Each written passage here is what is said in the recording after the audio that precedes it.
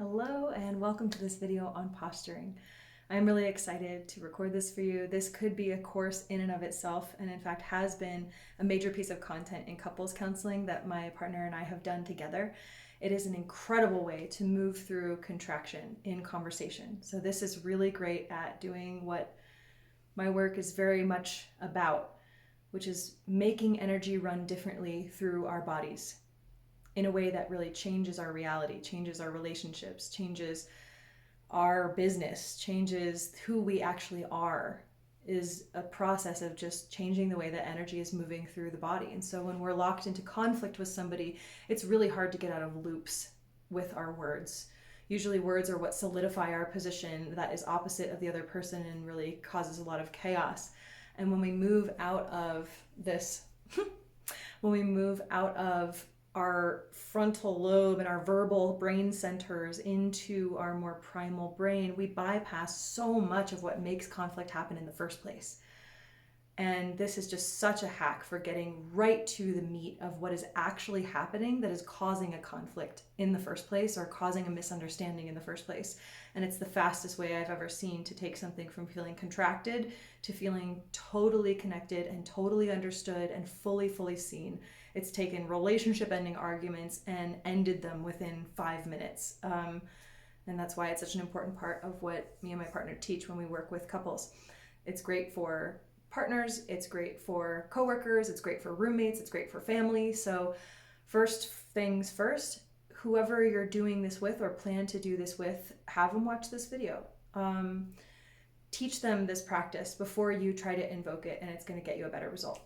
And before we go into an example of how to do it, there's 3 ground rules. One of them is no talking. So we're trying to get away from the verbal centers of the brain and into the mirror neurons and into the more primal aspects of our brain. So when we invoke the practice and when we speak a prompt, both people agree to stop talking and just use the bodies to communicate. And if you don't understand, then that'll kind of come up and show through the postures, and you'll get a lot more done if you just relax into letting the words go and letting the bodies do the talking. Holding the pose is the second rule. So holding, when you decide to get into a pose or somebody puts you in a posture, you want to hold it for at least 3 seconds. This is really important, because if we're expressing, say, anger, like this is how I'm feeling right now, I'm feeling like,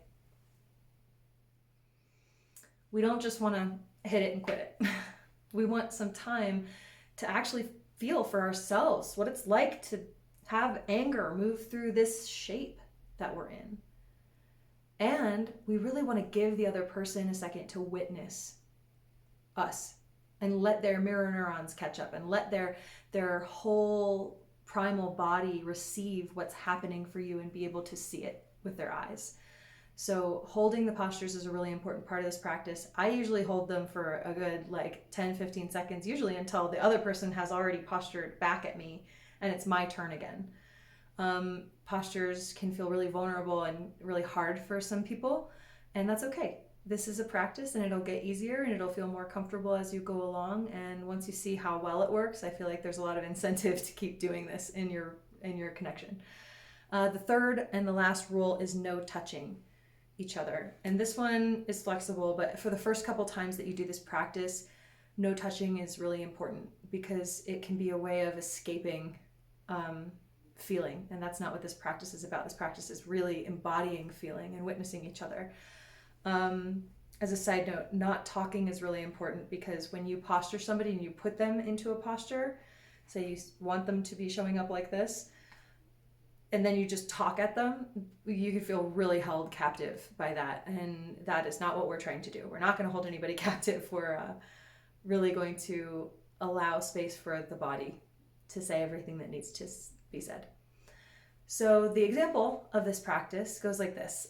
This is perfect because I just did this morning with my partner. We do this a lot, even when things aren't heated, even when there's just little contractions, because it's just so efficient to move through them. And we were talking in the kitchen today, and I was like, I feel like this right now. And this is the first prompt that I'm going to teach you.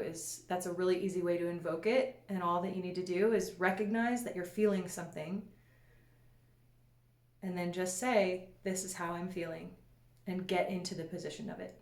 So my position was this, and I could have just said everything and tried to do it verbally and been like, I feel a little bit afraid of expressing myself, and I feel like you might reject my emotions, and I think that you might get mad at me, and that might be triggering for him to hear, and it might get an argument started when one doesn't need to be started. Or I could just do it with my body, and it's really hard to be triggered by a posture. It's really hard for him to be like, how could you feel that way? It's kind of just like, oh, look at this thing's having feelings, and this is what they look like, and it's really easy for him to interpret, which makes it feel really safe. So I'm in this posture, I'm holding it, and he takes a second to look at me. He doesn't just immediately respond. He takes a second to really take it in, what's happening for me. And I take a second to really take myself in this shape. And then he comes over and he walks over to me. He's very tall, so he's looking down. And he just opens his arms to me, and he smiles, and his face looks so sweet. And I'm still in this posture, and I'm looking at him, and I'm just seeing, I'm witnessing, oh, there's no judgment here. There's nothing dangerous. He's not upset. And it's landing a lot deeper than if he would just say, oh, I'm not upset at you, babe. It's totally fine. There'd still be a part of me that's like, I don't know. Are you sure? But when I see it, I can see the truth of what is really going on. And it helps my primal body, and I start to feel myself relax, and the contractions are relaxing. And so then it's my turn to posture back. And I just kind of cozy up to his body and put my back against him. And then he wraps his arms around me. This is an example of when touching is a great idea. But the reason that I say don't do this for the first couple of times, don't touch each other, is because I've seen it before where a person will strike a posture, say they're feeling really sad, and their partner just comes over and just gives them a bear hug because they can't stand to see how sad they are. And that is not what this practice is about. That's kind of moving and posturing so we don't feel away or feel those feelings, and we want to feel the feelings. We want to be allowed to feel the feelings and be received and witnessed in feeling the feelings. So if I had done this and my partner just bear hugs me, that's not going to be as effective at calming my nervous system as actually me being able to witness and see what the reaction is. So you might want to have a little bit of space between you so that you can actually look at each other and make eye contact and really make the connection there with how we're seeing each other. And this just goes back and forth until it feels complete. I postured, and then he responded with his body, and then I responded to his response, and then he responds to that. And you just do it until it's done. And if you have questions, I guarantee you'll just probably answer them yourself by just doing this. It's like, am I supposed to be saying something? Am I responding to how they're feeling, or am I talking about how I'm feeling? Just do what feels natural, and it will work itself out in the posturing back and forth. I will say the only time in a year and a half that I've ever seen this not solve a contraction or get worse was when both people just really wanted to be held and seen and were looking for comfort, and the other person was just rejecting and wanting comfort themselves, and nobody was willing to give it. But that's really rare, because when you do this with somebody, there's probably a level of intimacy established already, and you probably do want to work it out, and you probably do care for each other. So this is really rare for it to not end well. But if it doesn't, just contact me and we'll talk about it, and I'm excited to see how this goes for you when you invoke it. The other prompt that I'll talk about really quickly is when you posture somebody else. So there's a prompt that you have written down in a document that I'll send you with some other prompts. And it is, right now, you seem like this to me. And notice I'm not saying, right now you are this, or you are being this. That can be, chances are things might be heated, so don't say that. Just say, this is how I'm receiving you. This is how you seem to me right now. And then you'll go and move their body, and you might move their limbs, and their job is to receive your direction and then just stay where you put them. And you might move the fingers, you might move the face.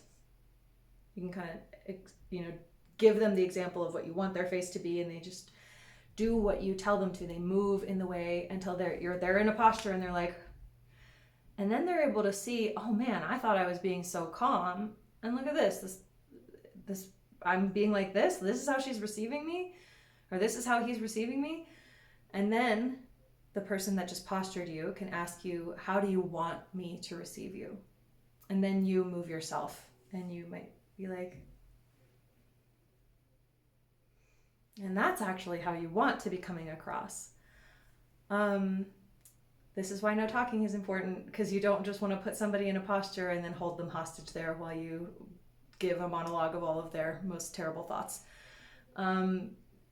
You really just want to let the postures do the talking. So pose them how you want them to understand that you're seeing them, and then give them a chance to respond. And then you can respond back to that, and you can continue posturing back and forth until it feels complete.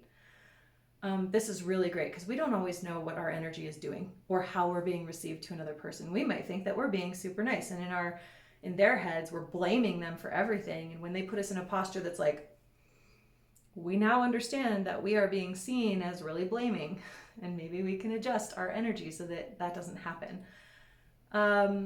You have prompts to play around with and go into, and I'm happy to answer any questions. I hope this is as helpful for you as it has been for us. It has been such a game changer in my relationship, and it's just such a hack for moving through traumatic conversations and moving through big energy just so seamlessly and so easily. So good luck, and I'll talk to you soon.